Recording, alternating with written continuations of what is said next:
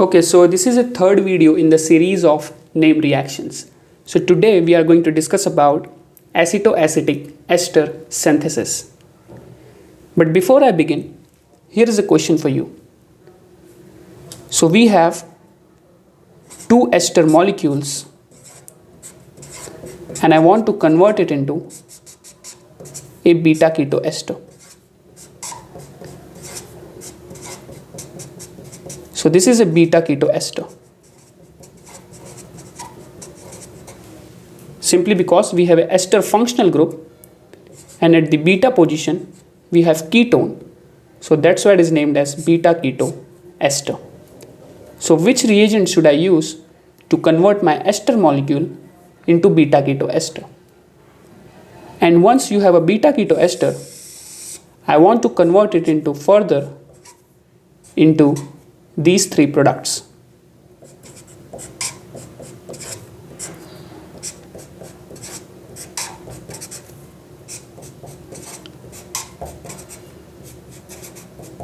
So feel free to pause the video and find out the reagents required for each transformation.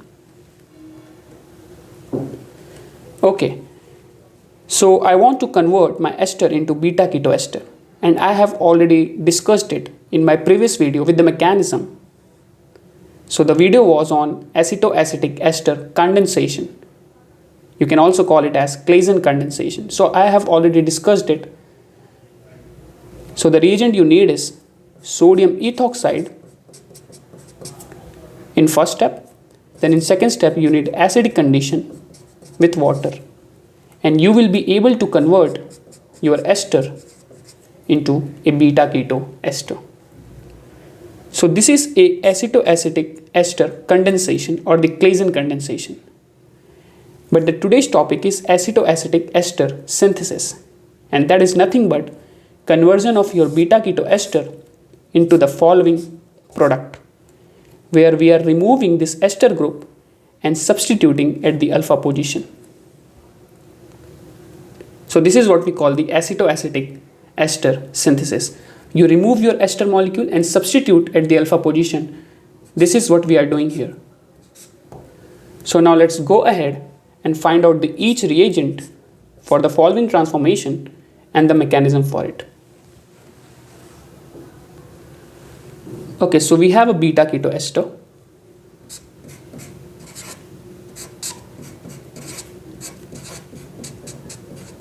And I want to convert it into, let's say, this one.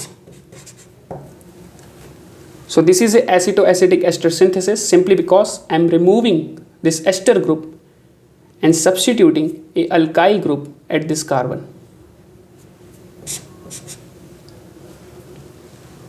To do this transformation, in first step you need sodium ethoxide and any alkyl halide. And in second step, you need sodium hydroxide with your heating condition. So let's see the mechanism. So we have a beta keto ester and we have a base, that is ethoxide anion. The proton present here is very acidic, so this oxygen with its lone pair will grab this proton and will generate a carb anion at this position. So we have generated a very stable carbo anion, which will be stabilized by these two electron withdrawing groups that can be written as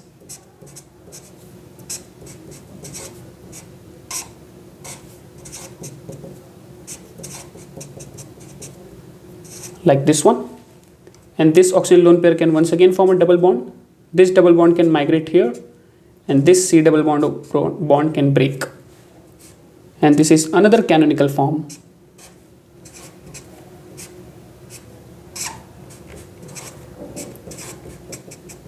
This one.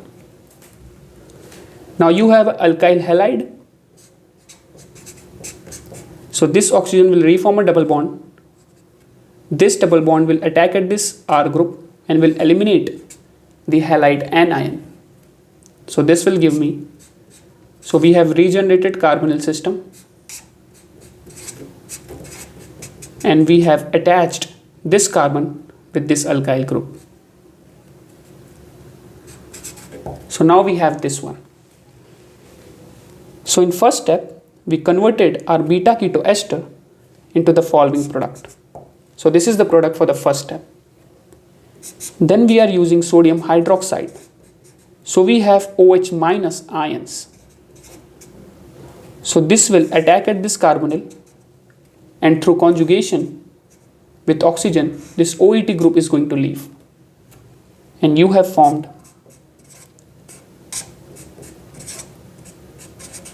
a ester molecule. Excuse me, we converted ester into acid now because we used sodium hydroxide. So we have plenty of hydroxide anion. So this time it will grab this proton from the acid. So this bond will break and will form double bond here. And this bond will migrate at this position, breaking the carbonyl double bond. So we have formed oxygen bearing negative charge. Now we have a double bond here attached to R group. And we removed this acid in a form of CO2 gas. So now we know that this ester is converted into acid by using sodium hydroxide, and that is later removed in a form of CO2 gas. Now once you have this enolate anion, we have just removed water here, so that can come back. This oxygen can form a double bond. This can take away this proton, and this OH is going to leave. And this is how you have generated your product. So just to recall, we have a beta keto ester. We used sodium ethoxide to form a carbon ion at this position, and that will attack at this alkyl group of alkyl halide and will remove the halide anion, and you generate this product. Then in second step, you use sodium hydroxide to convert your ester into acid, and that acid will be removed in form of CO2 gas, and you generate the product. Okay, let's see the second case. So we have a beta keto ester, and this time I want to convert it into a di-substituted product. So feel free to pause the video and find out the reagent and the mechanism for this reaction. So in first step, we need sodium ethoxide with alkyl halide. Then once again, we need sodium ethoxide with second alkyl group corresponding alkyl halide. And in last step, we need sodium hydroxide under heating condition. So let's see the mechanism for this reaction. Well, you can change this base based on your choice. The base is used just to deprotonate this proton. Like for example, I can use another base like sodium methoxide, or I can use sodium hydride. I can use base like LDA. Okay, so we have this beta keto ester.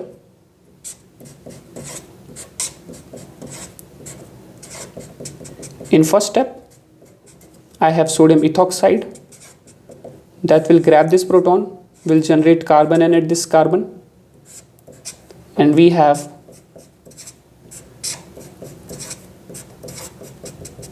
a carb anion, and this carbon ion can be stabilized by this ester group or this ketone group through resonance. Then we have a RX.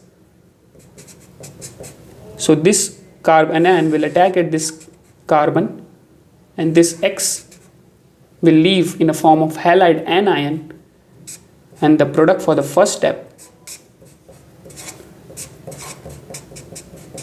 is this one. Then once again, we have sodium ethoxide acting as a base, and we do have one proton here. So this will take this proton, will generate once again the carbon ion at the same position,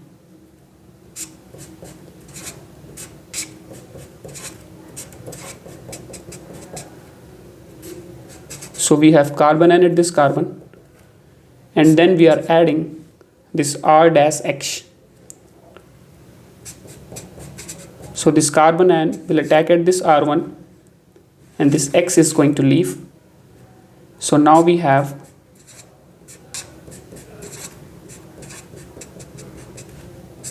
R and R dash. Now furthermore, we have NaOH in the third step. So this oxygen lone pair will attack at this carbonyl of ester, and through conjugation this OET is going to leave. The mechanism is same like previous reaction. So we have generated an acid and we have two substitution R dash. So this is what we have got. Let me write in a next page. Okay, so we have this one.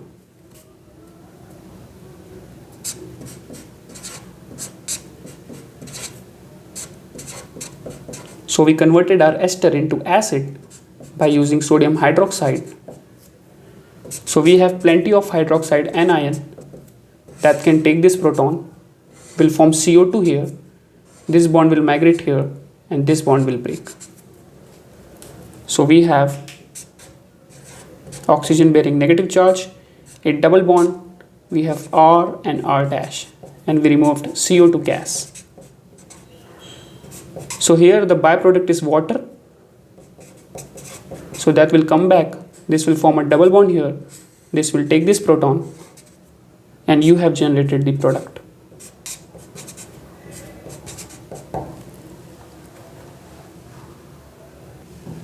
Okay, let's see the third method or the third reaction. So we have a beta keto ester.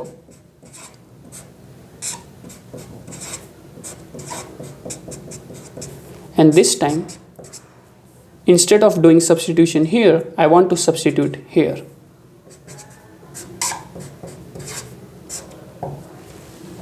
So which reagent should I use? So here you need, in the first step, you need a sodium ethoxide. Surely that will generate carbon anion here. Then in second step, you need a different base, a little bulky base like LDA.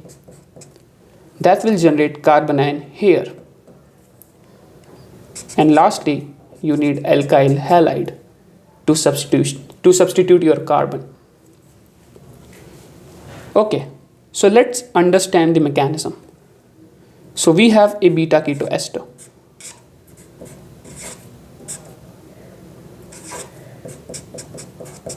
We have a proton here and we have a proton here. So now the sodium ethoxide is coming first, is a less bulkier base. So this is a less bulky base. Whereas LDA, that is nothing but lithium diisopropyl amide, that can be written as this one. It's a more bulky base. So the less bulky base will take the proton from the inner side, whereas the more bulky base will take the proton from outer side. So this will, in the first step, this will take the proton and will generate a carb anion. So we have a carb anion.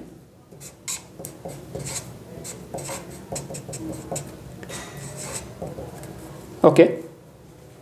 Then in second step, we are sending LDA, and this LDA will take proton from the outer side of the molecule, and this will form this carb anion. So we have two carb anions sitting at one molecule. So let me name it as A and this is B. So what do you think? Which carb anion will react with this alkyl halide? Whether it is A or B. What do you think? So I want you to know that the carb anion which forms later will react first. So I want you to know this particular statement. So the carb anion which forms later will react first. So the carb anion we formed, this one is the later one. We formed A first, then we formed B. So clearly the B is going to react first and will get substituted by this alkyl group. So the product will be, let me write in the next page. So we have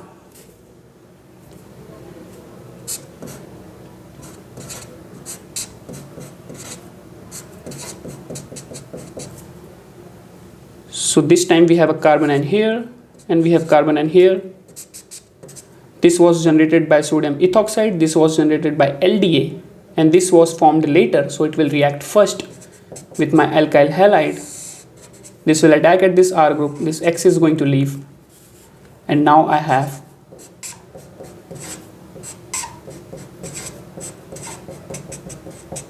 this particular product. Now I want to remove this group, so the chemistry is going to be the same. Use sodium hydroxide, so the HO minus will attack at this carbonyl system. Through conjugation, OET is going to leave, and this will give me C double bond O, OH. You have sodium hydroxide anion that will take this proton, will generate CO2 gas. This bond will break and will migrate here. This bond is going to break. So now we have oxygen bearing negative charge, a double bond here, and we have removed a CO2 gas.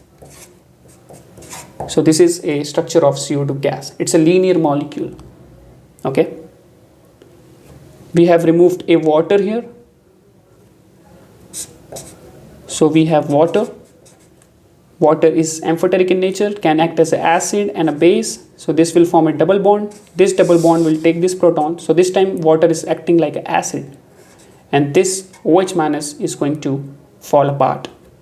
And this is how you form the final product.